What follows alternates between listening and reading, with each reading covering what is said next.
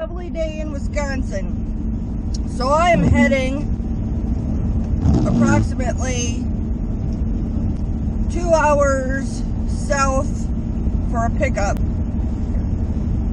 I should have figured out how to insert the picture of the Craigslist ad.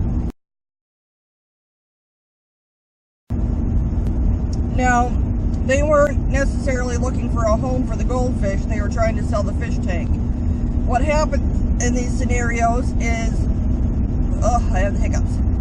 The fish either get bought and stay in the tiny tank, or somebody buys the tank that doesn't want the goldfish, and then they either kill them, flush them down the toilet, or kill them, or worse, yes worse, they dump them in our waterways, because we've all seen on the news, I'm sure, areas where goldfish have been dumped and then bred, and they're out competing and destroying the local environment and out competing the local fish.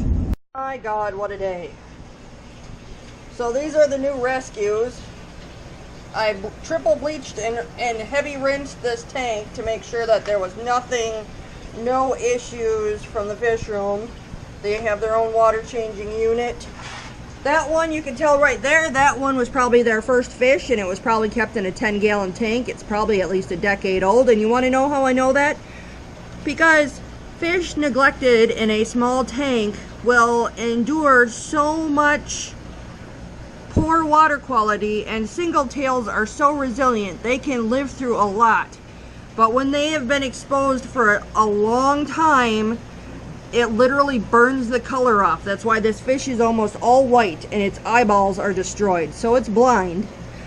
But it'll still be able to find food. I mean, I might not put it out in the pond. It might stay an indoor rescue. Because its eyes are literally destroyed, and as you can see, it has no color and almost all of its scales are gone. So I'm going to guess they got that one.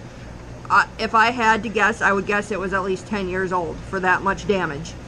And then they probably finally upgraded to, like, it was like a 40-gallon tank and decided to get it some friends.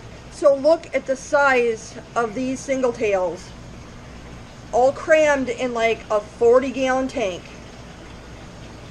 Maybe at the most it was a 50 by the measurements, but it looked like a 40 in the picture to me. They are in a 150-gallon tank now till spring.